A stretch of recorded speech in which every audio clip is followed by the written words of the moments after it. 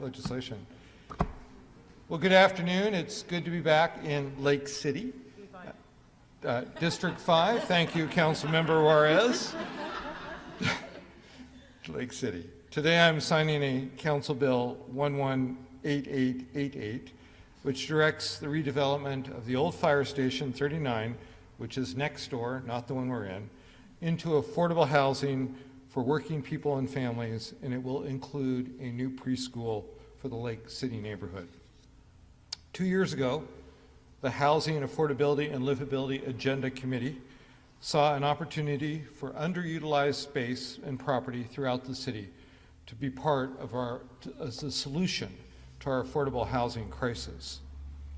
And we are implementing one of those recommendations, or that recommendation, by transferring the old fire station to the Low-Income Housing Institute, LIHI, which will turn the site into 70 affordable family-size homes with commercial space and, again, child care and preschool programs for this community.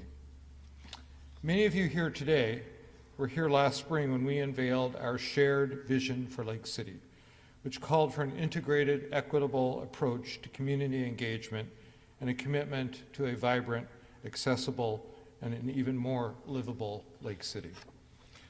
Reinventing the old Fire Station 39 was a part of this vision, and creating affordable housing and preschool keeps us to that vision.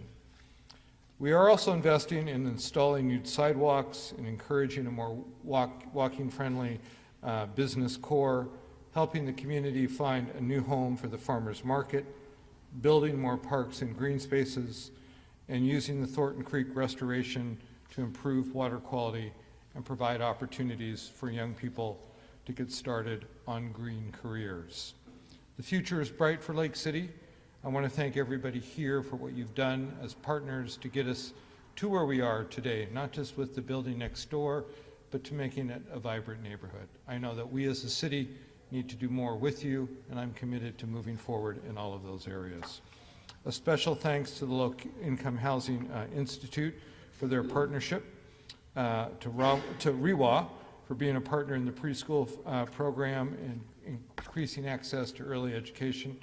And I'd like to recognize Councilmember, and you're going to hear from several of them, Juarez, Councilmember Burgess. I want to be sure I didn't forget any other council members.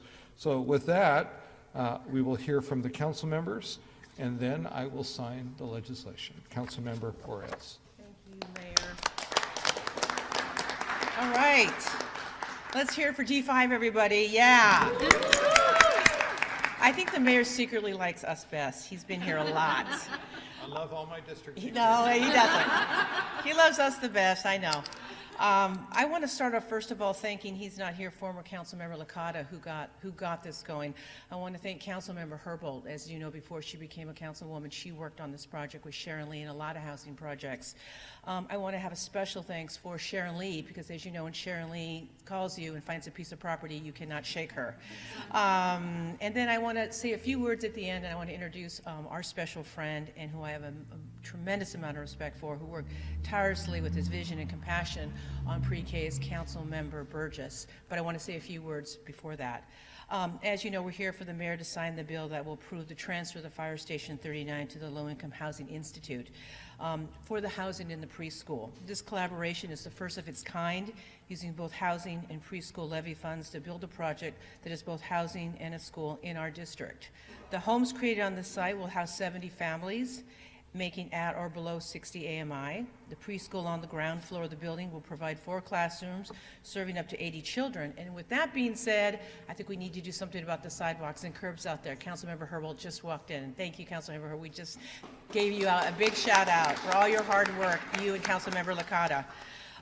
So as you know, LIHI put out an RFQ and engaged in a competitive process to identify the best provider. 6 people applied to the RFQ, and I'm very happy to see that the Refugee Women's Alliance was successful in gaining that.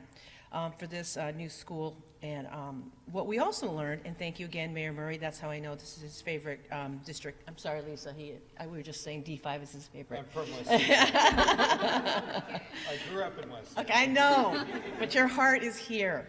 So at the recent North Seattle Human Services Summit, the first of its kind, and we also got the money in the budget to implement the ideas, thank you, Mayor Murray, the providers talked about the need for place-based services that reflect the community needs. So I want to thank all the people who worked so hard for so long, starting as far back as 2011. That includes both city staff, LIHI staff, dedicating time and energy for years to make this project a reality. Now, before I say anything else, I want to introduce and have Councilmember Burgess say a few words. He didn't want to, and I'm making him. And I'm making him because even though I've only worked with him for a year, I have learned so much from him and wisdom, and I was taught that when you have people that are elder statesmen, so to speak, what I've learned from Tim is this: he has integrity. This was a dream. The pre-K was a passion of his. He took an idea, he took a vision, he got it on paper, he got it funded, and now we're looking at the brick and mortar of how it's going to look, and then we're actually going to have children here, and we're going to have families here. Lisa Herbold, before she was a councilwoman, as you know, worked for Councilmember Licata, worked tirelessly from what I hear from my staff, Mercedes, and from Sharon. And so these are the kind of people that work hard. Sometimes you look in the press and, we're getting beat up over a lot of stupid stuff. I wish more people were here when they see the good stuff. Because I've been in this neighborhood for almost 30 years, and I remember dropping off food at the food bank when it used to be in the house over there. And so it makes me very proud to be part of this. And with that, I want to thank and introduce my friend, my colleague, and somebody who will be sorely missed because I'm a little mad at him, but because he's not going to run, Councilmember Burgess. So I don't know about the wisdom part. I am the oldest member of the city council, so I'll take credit for that. But this project here is really a win-win. We're standing in part of that win. We got a new fire station to serve the Lake City area, and thank you to our Seattle firefighters for all the good work that they continuously do 24/7, never complaining, always doing a great job. So thank you for that. It's also a win for affordable housing in this neighborhood. But what I'm most excited about is that preschool on the ground floor. 4 classrooms, up to 20 kids per classroom. This is the city's attempt, with the mayor's strong support, both when he was running and that first year when we passed the preschool measure on the ballot. This is the city's effort collectively to say, we are going to help our kids have a strong and fair start so that they can be successful in life. And I'm incredibly proud of what the people of Seattle have done, not just with affordable housing, but with preschool, because this is a huge commitment that we're making for the children of Seattle, and it's vital to our ultimate success as a city.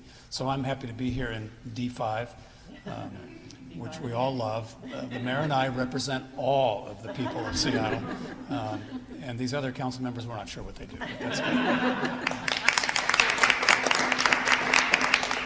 Well, thank you. I want to acknowledge he's out in the car with his kids who fell asleep, but that's our Director of Education, Dwayne Chappelle. He's here, but just not right in this room. I want to emphasize 2 points that Councilmember Burgess made. One is thank you to the Seattle Fire Department for everything that you do. It's good to be back here. And, there's few opportunities to really do something that will make a difference in people's lives for generations to come. And when the Seattle voters said yes by 70% to pre-K, they said yes to equity in our education system and changing outcomes for the lives of the next generations. And so you're right, Councilmember, we're celebrating affordable housing. Thank you, Sharon Lee, but we're also celebrating the next few generations whose lives will be better because of what the people of the city did. I'd like to invite people from the community or who worked on this project to come up and stand around me as I sign this. Let's move over to the table. And by the way, thank you to Rewa for the flowers. I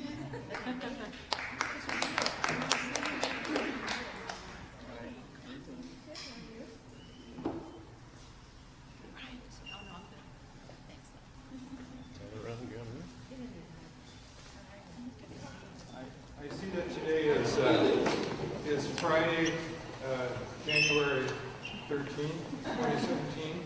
Good things can happen on Friday the 13th.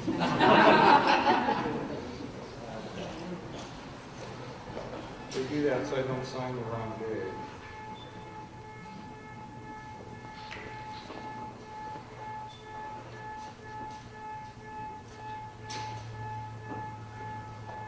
Let's see how many of these I can actually- There we go. The next stage is Lake City.